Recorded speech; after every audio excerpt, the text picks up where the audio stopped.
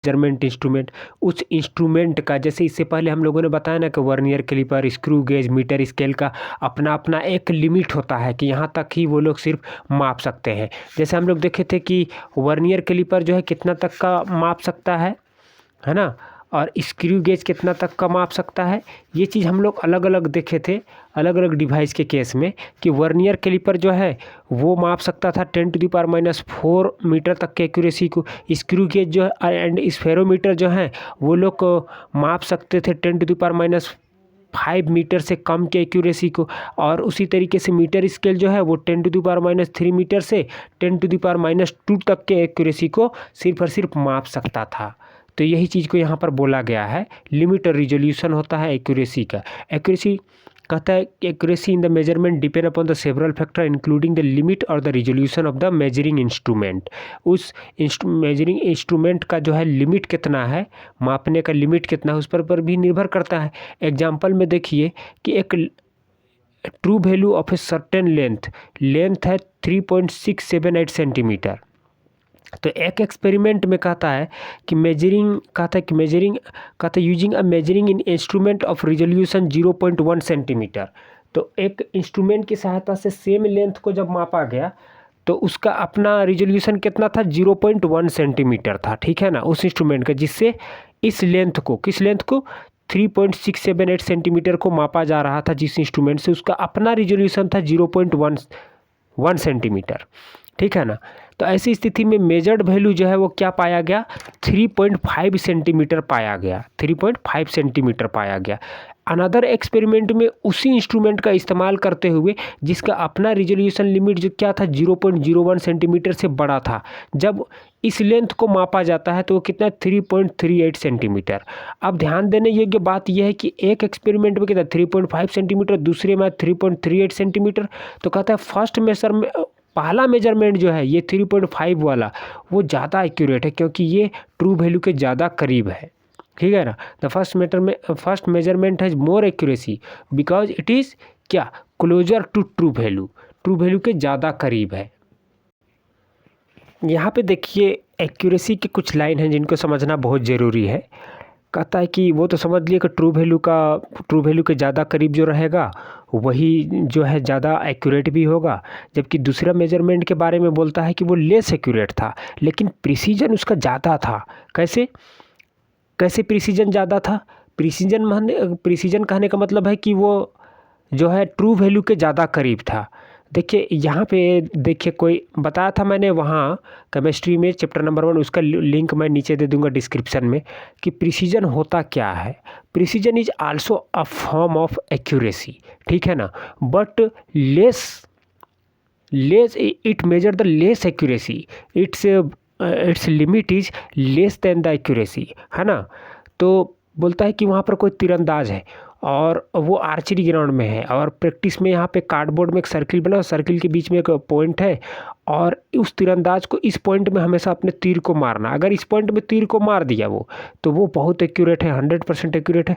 But यहाँ पे ना मार के, इस पॉइंट में, इस सर्किल में ना मार के, अगर इधर उधर मार रहा है, यहाँ मार रहा है, यहाँ मार रहा है, यहाँ मार रहा है, तो कहते हैं कि less accuracy but more precision. तो सेकंड वाला लेस एक्यूरेट है लेकिन वो ज़्यादा प्रिसाइज था, ठीक है ना। नेक्स्ट कहता है कि किसी भी मेजरमेंट का एरर को हम लोग 2 क्लास में डिवाइड करते हैं, सिस्टमिक एरर और रैंडम एरर में। कितने तरीके से डिवाइड करते हैं, सिस्टमिक एरर और रैंडम एरर। आइए एक एक करके देखते हैं।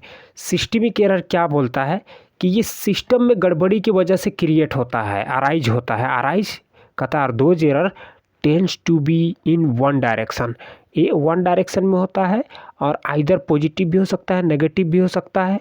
और सोर्स क्या है, इंस्ट्रूमेंटल एरर, इंस्ट्रूमेंट में गड़बड़ी की वजह से। दूसरा है कि इम्परफेक्शन इन एक्सपेरिमेंटल टेक्निक में कुछ होने वाली खामियों की वजह से भी ये एरर क्रिएट होते हैं। देखिए instrumental error that arise from the error due to imperfect design, है ना, किसका, calibration of the measuring instrument.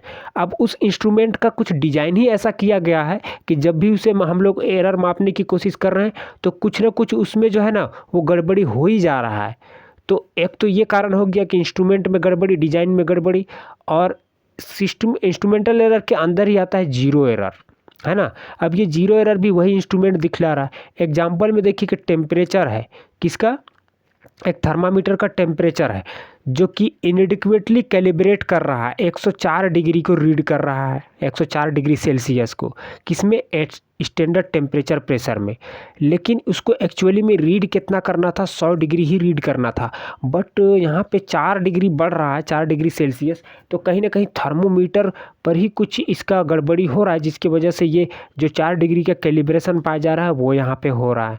कहता है सिमिलरली वर्नियर कैलिपर का एग्जाम्पल दिया है कि कहता है zero mark of the vernier scale में be not coincide. Vernier scale का जो जीरो मार्क होता है वो कभी कभी कॉन्साइड नहीं करता है मेन स्केल के जीरो मार्क से। तो ये भी एक इंस्ट्रूमेंटल एरर का ही एग्जाम्पल है। कहता है कि और simply an ordinary meter scale में भी गड़बड़ी होती है, आम जो हम लोग यूज करते हैं उसमें, कि may be worn off at one end, जो कि कभी कभी एक एंड में क्या होता है, मीटर स्केल जला हुआ रहता है, या एक एंड में, एक हिस्से में मान के चलो मिटा हुआ है कुछ लिखा, या एक हिस्से में जनरली स्कूल के डेज में आप देखते होंगे कि मीटर स्केल में जो है पेन का स्याही लग गया, अब उधर मेजरमेंट दिखाई ही नहीं दे रहा है। तो ये सभी जो थर्मोमीटर का एरर है ना, एंड वर्नियर कैलिपर का एरर एंड मीटर स्केल का एरर, ये सभी किस में आते हैं, इंस्ट्रूमेंटल एरर में। इंस्ट्रूमेंटल एरर क्या शो करता है, जीरो एरर शो करता है, ये बात ध्यान रखना है। नेक्स्ट देखिए यहाँ पर इम्परफेक्शन मतलब क्या, कि गड़बड़ी हुआ है, कुछ टेक्निक हो रहे हैं जो कि एक्सपेरिमेंट के दौरान कुछ टेक्निक में गड़बड़ी हो रहा है, या कुछ एक्सपेरिमेंटल प्रोसीजर के दौरान जो तकनीकी खामी की वजह से कुछ एरर क्रिएट हो रहे हैं। अब ये कैसे क्रिएट हो रहे हैं यहाँ पे देखते हैं। आप देखिए कहता है कि ह्यूमन बॉडी में थर्मोमीटर जो है हम लोग बुखार मापने के दौरान क्या करते हैं, आर्म पिट के नीचे प्लेस करते हैं, तो हम लोगों को टेम्परेचर जो है क्या देता है, एक्चुअल वैल्यू, एक्चुअल टेम्परेचर से हमेशा कम टेम्परेचर देता है वो थर्मोमीटर, है ना। किस केस में, ह्यूमन बॉडी के लिए। कहता है कि of the body temperature other external condition जैसे कि टेम्परेचर, ह्यूमिडिटी, विंड वेलोसिटी, है ना, ये सभी क्या होते हैं, बदलते रहते हैं। कब, एक्सपेरिमेंट में सिस्टमेटिकली अफेक्ट द मेजरमेंट, क्योंकि जिस दौरान हम लोग ह्यूमन बॉडी के टेम्परेचर को माप रहे होते हैं उस समय वो डिपेंड करता है कि उसका टेम्परेचर, कभी कभी वो अगर ज़्यादा गर्मी स्थिति में बैठा हुआ है किसी ऐसे कमरे में जो कि काफ़ी हॉट है, या फिर किसी ऐसे जगह में जैसे बर्फ़ में, ग्लेशियर रीजन में कोई, मान के चलिए उसका मेजरमेंट कर रहे हैं ह्यूमन बॉडी के टेम्परेचर को, तो उस पर भी निर्भर करेगा। तो कहीं ना कहीं ये क्या हुआ, एक्सपेरिमेंटल एरर है, कि एक्सपेरिमेंट कर रहे थे, उसका फीवर माप रहे थे और उस दौरान कुछ गड़बड़ी हम लोगों को दिखाई देती है। तो सिस्टमेटिकली जो है कभी कभी इस एक्सपेरिमेंटल टेक्निक को या एक्सपेरिमेंटल एरर को ना, ये एक्सटर्नल फैक्टर भी जो है काफ़ी प्रभावित करते हैं, जैसे temperature, humidity and wind velocity. I hope आप लोगों को समझ में आ गया होगा। देखिए पर्सनल एरर के बारे में क्या कहता है, कब अराइज ड्यू टू, मतलब कब ये, इसका जन्म कब होता है, कहता है कि individual bias, lack of proper setting.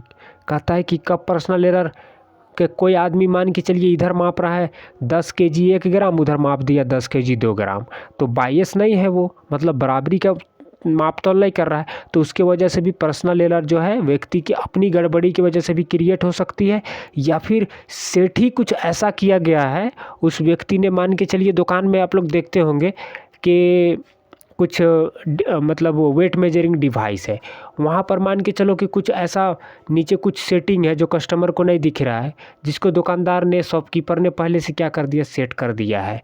मतलब कि आप जब भी मपवाओगे किसी चीज़ को तो वो 100 ग्राम में 5 ग्राम जो है कम ही दिखाएगा। तो ये भी हो गया पर्सनल एरर का, ठीक है ना। अब पैरालेक्स जो है इसी पर्सनल एरर में ही आता है। पैरालेक्स में हम लोग क्या, वही पेंसिल वाला को देखे थे कि एक बार लेफ़्ट आई को क्लोज करके राइट आई से देखे थे, और राइट आई को क्लोज करके लेफ़्ट आई से देखे थे, तो 2 पॉइंट हम लोग को अलग अलग दिखाई दिया था वॉल में, और उसी के बीच की डिस्टेंस को हम लोग माप रहे थे बेसिस बोल करके, है ना। तो वो भी आ जाता है पर्सनल एरर में। देखिए रैंडम एरर होता क्या है, रैंडम कहने का मतलब ये है कि कोई चीज़ आप सोचे नहीं थे, अचानक हो गया, ठीक है ना। एरर अराइज अकर इर्रेगुलरली, मतलब उसका कोई टाइम टेबल नहीं होता, कभी भी हो सकता है, हेंस आर कॉल्ड रैंडम। इसीलिए इनको क्या बोला गया, रैंडम। किस रिस्पेक्ट में, तो रैंडम एरर जो है किस रिस्पेक्ट में, साइन एंड साइज के रिस्पेक्ट में क्रिएट हो जाता है, ठीक है ना। This can arise due to random and unpredictable fluctuation, कि ऐसा फ्लक्चुएशन, ऐसा उतार चढ़ाव हुआ जिसके बारे में हम लोग प्रिडिक्ट भविष्यवाणी पहले से नहीं किए होंगे या सोचे भी नहीं होंगे। वो ऐसा फ्लक्चुएशन की वजह से भी ये क्या होता है, इसकी उत्पत्ति होती है, जन्म होता है किसका, रैंडम एरर का। कब होता है, अच्छा वो इस प्रकार का कंडीशन जो है एक्सपेरिमेंट के दौरान ही होता है। एग्जाम्पल में बोला है कि temperature, voltage supply, mechanical vibration of experimental setup, ये जितने भी एक्सपेरिमेंटल प्रोसीजर है इनको करने के दौरान पॉसिबिलिटी। तो यहाँ पे हम लोग देखेंगे कि रैंडम एरर होने की प्रोबेबिलिटी किस एक्सपेरिमेंटल प्रोसीजर के दौरान ज़्यादा होती है। तो टेम्परेचर फ्लक्चुएशन के दौरान अनप्रिडिक्टेबल होता है ये, कि कितना टेम्परेचर बढ़ेगा। वोल्टेज सप्लाई के दौरान, घर में देखते होंगे ना कि कभी कभी फ़ौरन फ्यूज उड़ जाता है ना। तो वोल्टेज सप्लाई के दौरान जो एरर होते हैं, गड़बड़ियाँ होती हैं, वो किस में आता है, रैंडम एरर के कैटेगरी में। Mechanical vibration of experimental setup, experiment के लैब में कुछ एक्सपेरिमेंट कर रहे हैं और अचानक कुछ मतलब मशीन में जो है कुछ मतलब वाइब्रेशन टाइप का हुआ है, तो उसमें भी रैंडम एरर के चांसेस बढ़ जाते हैं। एग्जांपल में बोलता है कि अगर एक आदमी है और वो एक आदमी है और एक जो है एक ऑब्जर्वेशन को, है ना, एक्सपेरिमेंट कर रहा है और उस अपने ऑब्जर्वेशन को वो रिपीट कर रहा है, बार बार दोहरा रहा है। तो यहाँ पे ज़्यादा पॉसिबिलिटी किस बात की बन रही है कि हर बार वो अलग अलग रीडिंग ही मिलेगा, उसको सेम रीडिंग नहीं मिलेगा। रैंडम एरर की विशेषता क्या है कि कोई आदमी एक्सपेरिमेंट कर रहा है ना। मान के चलिए वर्नियर कैलिपर से ही आप एक्सपेरिमेंट कर रहे हो, तो हर बार जब आप उस एक्सपेरिमेंट को एक बार किया तो एक बार 9.2 मीटर आया, दूसरा बार किया तो 9.3 मीटर आया, तीसरा बार किया तो 8.9 मीटर आया। तो हर बार जो है डिफरेंट रीडिंग मिलेगा। रैंडम एरर की खासियत ये भी है। अब देखिए लिस्ट काउंट एरर में क्या बोलता है, लिस्ट मतलब होता है कम काउंट किया और उसमें गड़बड़ी क्रिएट हो गया कम काउंट की वजह से। Smallest value that can be measure by measuring the instrument is called list count. ये स्मॉलेस्ट वैल्यू है, सबसे छोटा वैल्यू है। उसको कैसे हम लोग माप सकते हैं, इंस्ट्रूमेंट को मेजर करके उस वैल्यू को हम लोग माप सकते हैं, इसी को बोलता है list count. List count error कहता है कि इसका ताल्लुक, इसका संबंध, इसका एसोसिएशन किससे होता है, रिजोल्यूशन ऑफ इंस्ट्रूमेंट, उस इंस्ट्रूमेंट के रिजोल्यूशन से होता है। जैसे रिजोल्यूशन कहने का मतलब क्या कि वर्नियर कैलिपर ले लीजिए, है ना, स्क्रू गेज ले लीजिए या फिर आपका माइक्रोस्कोप ले लीजिए, इन सभी में क्या था, लिस्ट काउंट एरर रिजोल्यूशन से इन सभी इंस्ट्रूमेंट का ताल्लुक होता है। तो associated with the resolution of the instrument, example में वर्नियर कैलिपर ले लीजिए। वर्नियर कैलिपर का लिस्ट काउंट कितना था, 0.01 सेंटीमीटर। स्फेरोमीटर का ले लीजिए, उसका लिस्ट काउंट कितना था, 0.001 सेंटीमीटर। कहता है कि least count error belong to the category. अच्छा, लिस्ट काउंट एरर किस कैटेगरी में, रैंडम एरर के कैटेगरी में भी आ रहा है ना। सिस्टमेटिक और रैंडम एरर दोनों के साथ में ये हो सकता है। सिस्टम के द्वारा जो एरर होता है उसमें भी ये आ जाता है, उसके थ्रू से भी हो सकता है। और रैंडम एरर में हम लोग देखे थे ना कि रैंडम एरर कौन कौन से कैटेगरी में कब क्रिएट हो सकता है, temperature fluctuation, voltage supply, mechanical vibration of experimental setup, इन सभी के दौरान रैंडम एरर हो सकता है। तो रैंडम एरर और सिस्टमेटिक एरर दोनों के कैटेगरी में ही लिस्ट काउंट एरर को ही हम लोग काउंट करते हैं। बट यहाँ पर जो है देखना है कि इसका जो संबंध होता है किससे होता है, इंस्ट्रूमेंट के रिजोल्यूशन से इस एरर का संबंध होता है। ठीक है, यहाँ पे देखिए using instrument of higher precision. अब हम लोग कुछ ऐसा इंस्ट्रूमेंट का इस्तेमाल कर रहे हैं जिसका प्रिसीजन जो है वो काफ़ी हाई है। तो कहता है कि ऐसा इंस्ट्रूमेंट जो है हमें अपने टेक्निक को, एक्सपेरिमेंटल टेक्निक को सुधारने का काफ़ी मौका देता है। हम लोग कह सकते हैं कि ऐसे इंस्ट्रूमेंट का इस्तेमाल करके जिनका हाई प्रिसीजन होता है, हम लोग लिस्ट काउंट एरर की संभावना को काफ़ी कम कर सकते हैं। We can reduce the least count error. ठीक है, repeating the observation several time, और वही एक्सपेरिमेंट को, अपने ऑब्जर्वेशन को बार बार दोहरा करके, टेकिंग द अरिथमेटिक मीन, और अरिथमेटिक मीन उन सभी का मीन लेकर के हम लोग सभी ऑब्जर्वेशन का मीन लेकर के जो है हम लोग क्या कर सकते हैं, उसके मेजर्ड क्वांटिटी के ट्रू वैल्यू के काफ़ी क्लोज पहुंच सकते हैं, है ना। We can reach to very close to the true value of that measured quantity. कैसे? हायर प्रिसीजन वाले इंस्ट्रूमेंट का इस्तेमाल करके। देखिए absolute error, relative error and percentage error क्या क्या होता है समझते हैं क्या करके। कहता है कि एब्सोल्यूट एरर क्या है, इसको एब्सोल्यूट एरर को कहता है कि suppose the value of several measurement, अलग अलग मेजरमेंट कर रहे हैं A1 A2 A3 के रूप में, है ना, और उसका अरिथमेटिक मीन मतलब उन सभी का जोड़ को, है ना, जोड़ को value taken as the best possible value of the quantity order given condition measured as. तो एब्सोल्यूट एरर क्या है कि आप कोई मेजरमेंट कर रहे हैं, अलग अलग मेजरमेंट कर रहे हैं, उन सभी को वैल्यू को जोड़ करके n से डिवाइड कर दीजिए, है ना, तो हम लोगों को मिल जाता है एब्सोल्यूट एरर, जिसको कि मीन एरर भी बोलते हैं। एग्जांपल में क्या है, A mean equal to A1 plus A2 plus A3 equal to AN, मतलब number of observation divided by n, है ना। n टाइम्स मतलब कि जितना बार भी ऑब्जर्वेशन कीजिए उसको उतना से डिवाइड कर दीजिए। 5 बार कीजिए ऊपर तो पाँचों को जोड़ दीजिए और नीचे 5 से डिवाइड कर दीजिए, आप लोगों को एब्सोल्यूट एरर मिल जाता है। बोलता है यहाँ पर कि the magnitude of the difference मतलब कि घटाव, है ना, subtraction between the individual measurement and the true value of the quantity is called the absolute error. Absolute error क्या होता है कि इंडिविजुअल मेजरमेंट और ट्रू वैल्यू के बीच का जो अंतर है उसी को तो बोलते हैं हम लोग एब्सोल्यूट एरर। देखिए इंडिविजुअल मेजरमेंट में A1 ले लिया एक ठो को उठा करके और मीन एरर ले लिया, मतलब एब्सोल्यूट एरर। तो इंडिविजुअल मेजरमेंट और एब्सोल्यूट एरर के बीच का जो डिफरेंस होता है उसी को बोलते हैं क्या, उसी को बोलते हैं एब्सोल्यूट एरर। फार्मूला याद है कि del AN equal to AN minus A mean. ये एरर के कैलकुलेशन के दौरान, एरर से रिलेटेड जो प्रॉब्लम उनके सॉल्व करने के दौरान काफ़ी मदद करता है। सेकंड में देखिए फाइनल और मीन एब्सोल्यूट एरर। फाइनल और मीन एब्सोल्यूट एरर में क्या होता है, होता कुछ नहीं है। यहाँ पर आप लोग जितना भी ऑब्जर्वेशन कर रहे हैं हम लोग, है ना, ये भी एब्सोल्यूट एरर ही है, एक प्रकार का एब्सोल्यूट एरर ही है। तो यहाँ पर जितना भी ऑब्जर्वेशन कर रहे हैं सबका मैग्नीट्यूड ले लेंगे, ठीक है, और फिर जो ऑब्जर्वेशन है जितना भी नंबर है उसको उतना ही से डिवाइड कर देंगे। कह सकते हैं कि एब्सोल्यूट एरर भी जो है वो उसी का दूसरा नाम है मीन एब्सोल्यूट एरर, ठीक है ना।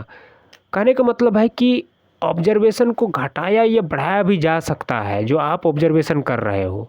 यहाँ पर देखो A equal to A mean जोड़ भी सकते हैं, घटा भी सकते हैं, plus minus del A mean, ठीक है। आइए देखते हैं रिलेटिव एरर या परसेंटेज एरर किसको बोलते हैं। कहता है कि एब्सोल्यूट एरर के बदले में हम लोग इसका इस्तेमाल कर सकते हैं। कहता है we often use the relative error और the percentage error del a. Relative error क्या है कि मीन एब्सोल्यूट एरर और मीन एब्सोल्यूट एरर और change in mean absolute error मतलब del a mean divided by a mean का जो ratio होता है उसी को हम लोग क्या बोलते हैं, परसेंटेज एरर बोलते हैं। या यहीं से हम लोग परसेंटेज एरर निकाल सकते हैं इसको 100 से मल्टीप्लाइड करके। देखिए यहाँ पर हमने लिख दिया रिलेटिव एरर या परसेंटेज एरर को del a mean by a mean, और उसको अगर मल्टीप्लाइड कर देंगे तो ये तो हो गया रिलेटिव एरर, बट इसको 100 से मल्टीप्लाइड कीजिए परसेंटेज एरर में बदल जाएगा। When the relative error is expressed in percent, इसी को जब हम लोग परसेंट में एक्सप्रेस करते हैं, यहाँ पे देखिए हमने लिखा है तो परसेंटेज एरर कहलाता है। उसका फॉर्मूला नीचे भी दिया हुआ है ना। एग्जाम्पल को मैं एक एक करके अलग से इसके लिए वीडियोज़ बनाऊँगा और आप लोगों को एक्सप्लेन करूँगा। नेक्स्ट इंपॉर्टेंट टॉपिक है कॉम्बिनेशन ऑफ एरर। क्या एरर को भी हम लोग कंबाइंड कर सकते हैं? क्योंकि देखिए जब भी हम लोग किसी फिजिकल क्वांटिटी का या कैलकुलेटेड क्वांटिटी का मेजरमेंट कर रहे होते तो वो ज़रूरी नहीं कि हर बार हम लोगों को माइनस के फॉर्म में ही मिले, मतलब घटाना ही पड़े। उसमें हो सकता है कि उसमें हम लोग को बढ़ाना भी पड़ सकता है, उसको डिवाइड भी करना पड़ सकता है, उसको घटाना भी पड़ सकता है। तो ऐसी स्थिति में एरर को कंबाइंड कैसे किया जा सकता है ये देखते हैं। देखिए इसके लिए एक कॉन्सेप्ट है कि जब भी हम किसी भी फिजिकल क्वांटिटी का मेजरमेंट कर रहे होते हैं और उस दौरान अगर हम लोग एक फिजिकल क्वांटिटी में, सपोज यहाँ पे दिया है कि अगर आप डेंसिटी का मेजरमेंट कर रहे हैं और अगर मास में एरर है तो वॉल्यूम में भी होगा, यही चीज़ यहाँ पर दिया हुआ है। अब देखिए यहाँ पर एरर को हम लोग जोड़ भी सकते हैं, घटा भी सकते हैं। जब एरर जुड़ता है तो z equal to a plus b, या इसको del z equal to del a plus del b, और जब घटाते हैं तो यही हो जाएगा del z equal to del a minus del b हो जाएगा। तो हम लोग जोड़ते भी हैं और घटा भी सकते हैं। अच्छा, इससे रिलेटेड रूल है, रूल को आइए देखते हैं। रूल क्या बोलता है? बोलता है कि when the two quantity added or subtracted the absolute error in final result is the sum, मतलब जोड़, of the absolute error in the individual quantity। वो जोड़ ही होगा, लास्ट में वो जुटेगा ही। कहता है कि एरर जो है हमेशा जुड़ते हैं, ये चीज़ को ध्यान में रखना है। एरर हमेशा जुड़ते हैं जब भी हम लोग किसी दो क्वांटिटी को जोड़ रहे हैं या घटा रहे हैं। Absolute error in the final result, तो उसका जो फाइनल रिजल्ट होगा वो हमेशा क्या होगा, सम के रूप में, जोड़ के रूप में होगा ऑफ इंडिविजुअल क्वांटिटी के। ठीक है ना। इंडिविजुअल क्वांटिटी कहने का मतलब क्या है कि अगर हम लोग A1 + A2 + A3 + A1 A2 A3 A4 कर रहे हैं, अलग अलग क्वांटिटी है, ये माइनस में ही है मान के चलो। नीचे क्या करेंगे हम लोग, A3 तक तो गए तो 3 से डिवाइड करेंगे, ठीक है। बट ऊपर वाला केस में बोल रहा है कि हमेशा जो है अगर ये डिवाइड के फॉर्म में है, अगर ये A1/A2 के फॉर्म में है, या A1 × A2 के फॉर्म में है, या A1 - A2 के फॉर्म में है, किसी भी फॉर्म में है, ये जुड़ेगा ही। लेकिन इसका रिजल्ट क्या होगा, सम के रूप में ही होगा। ये चीज़ यहाँ पर ये रूल बोल रहा है। अब देखिए एरर जो है वो प्रोडक्ट मतलब गुना या कोशिएंट के रूप में भी हो सकते हैं। जब गुना के रूप में होते हैं तो भी जोड़ देंगे। जैसे देखिए Z = A × B था ना, तो यहाँ पर क्या किया, A को 2 बार लिया, A ± डेल A, और B को भी 2 बार लिया, B ± डेल B। इस तरीके से हम लोग इसको भी जोड़ देते हैं, प्रोडक्ट में रहेगा उसको भी जोड़ते हैं, बिकॉज एरर ऑलवेज एडेड। इस चीज़ को ध्यान में रखना है। देखिए अब इसी का अगर हम लोग इसी को अगर हम लोग परसेंटेज एरर के रूप में एक्सप्रेस करना हो तो सबको डिवाइड के रूप में del Z/Z = del A/A, है ना, प्लस del B/D, ऐसे हम लोग del B/B ऐसे हम लोग एक्सप्रेस कर सकते हैं। कब, रिलेटिव एरर या परसेंटेज एरर निकालने के दौरान। रूल क्या बोलता है कि when the two quantity are multiplied और डिवाइडेड, जब दो क्वांटिटी को हम लोग गुना करें या भाग करें, the relative error in the result is sum of the relative error, है ना। तो रिलेटिव एरर का जो फाइनल रिजल्ट जो होगा वो भी इन सभी एरर का जोड़ ही होगा, चाहे वो गुना में रहे, डिवाइड में रहे, घटाव में रहे, जोड़ में रहे, है ना। हमेशा एरर जो होता है वो क्या होता है, जुड़ता है, याद रखेंगे। अब पावर के रूप में जब एरर हम लोगों को मिले तो क्या बोलता है, उसके लिए भी कुछ फॉर्मूला है। जैसे देखिए Z = A⁴ है। अब जो पावर रहता है ना, एरर के केस में क्या होता है, पावर नीचे गिरता है, जुड़ और मल्टीप्लाइड हो जाता है। जैसे देखिए यहाँ पे del Z/Z = 2 यहाँ पे पावर में था, यहाँ पे मल्टीप्लाइड हो गया del A/A से। बस सिंपल फंडा है, यहाँ पे कुछ और ज़्यादा नहीं है। एरर का पावर हमेशा नीचे गिर के मल्टीप्लाइड होता है। यहाँ पर भी देख लीजिए Z = A⁴P B⁴Q C⁴R, सबका पावर गिर गया P। हाँ, सबका पावर गिरता है, ये डिवीजन में जरूर है, लेकिन सब एडिशन में हो गया, सबको जोड़ दिया गया है। यहाँ पे देखिए P जो है मल्टीप्लाइड हुआ del A/A plus Q multiplied हो गया, पावर में था del B/B, plus R multiplied हो गया, पावर में था del C/C। तो इसी का रूल भी यहाँ पे दिया हुआ है। रूल में क्या बोला गया है यहाँ पर, फिर वही बात बोला होगा, देखते हैं। The relative error in the physical quantity raise to the power, अगर किसी फिजिकल क्वांटिटी में रिलेटिव एरर है और वो भी पावर के रूप में है ना, पावर के रूप में है, तो रिलेटिव एरर जो है तो इज द के टाइम, है ना, के time the relative error in individual quantity. तो टाइम्स उसका गुना, वो पावर जो है उसका गुना के रूप में ही वो फिजिकल क्वांटिटी जो है ऐड हो जाएगा। ठीक है, यही चीज़ को यहाँ पे बोल रहा है। आइए देखते हैं सिग्निफिकेंट फिगर।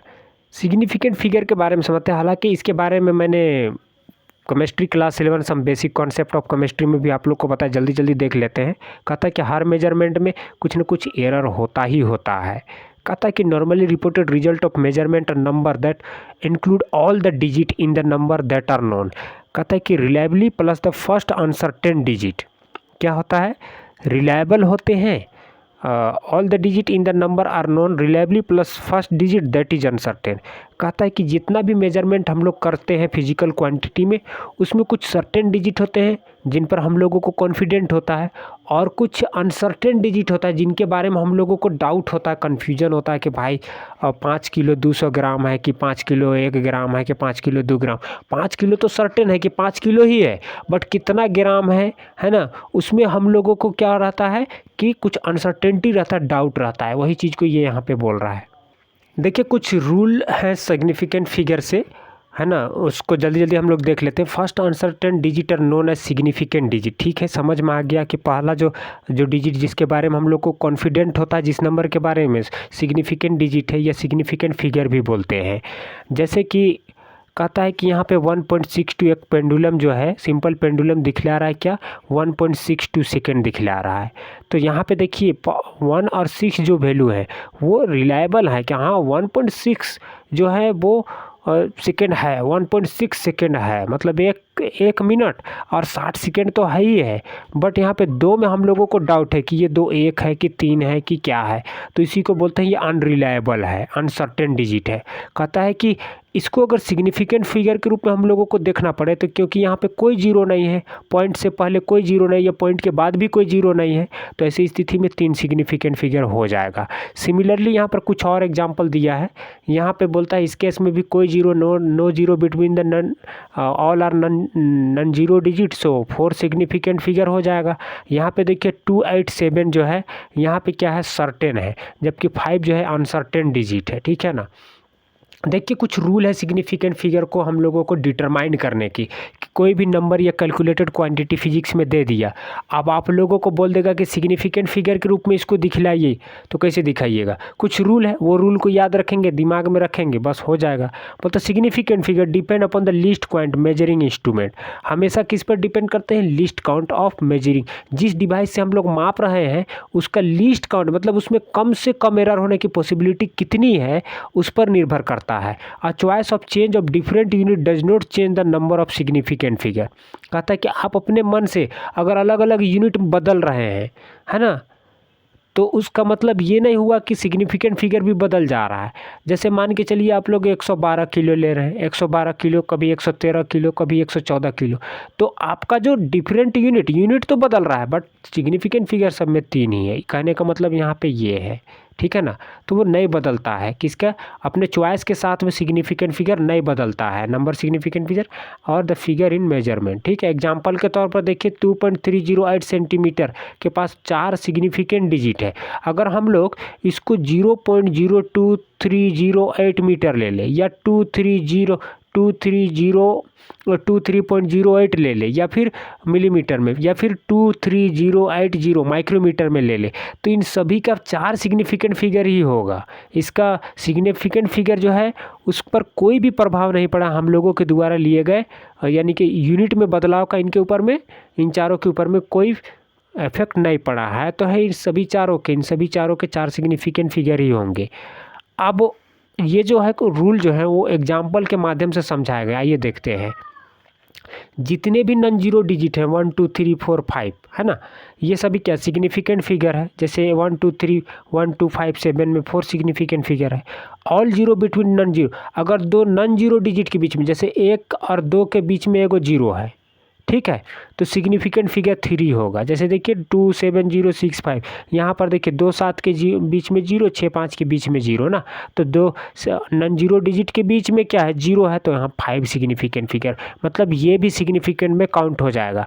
कहता है कि कोई नंबर है और वो लेस देन 1 है, कहता है कि zero on the right side, और उसके दशमलव के दाहिने साइड में अगर जीरो है, दशमलव के दाहिने साइड में जीरो, दशमलव कोई नंबर है ना, और ये क्या है, 1 से कम है, और इसका पॉइंट है, पॉइंट से इधर क्या है, दाहिना साइड में जीरो है, कहता है ना, तो कहता है कि but to the left of the first non zero digit, लेकिन पहला नॉन जीरो डिजिट जो था, जीरो के बाद, पॉइंट के बाद, जीरो के बाद जो है पहला जो नॉन जीरो डिजिट था, इसके लेफ्ट साइड में ये जो है जीरो आ रहे हैं, तो कहता है कि आर नॉट सिग्निफिकेंट, ये सिग्निफिकेंट नहीं है ना। कोई पॉइंट है वो 1 से कम है, कोई यूनिट है ना, कोई यूनिट है 1 से कम है, और पॉइंट के बाद वो जीरो से शुरू हो रहा है।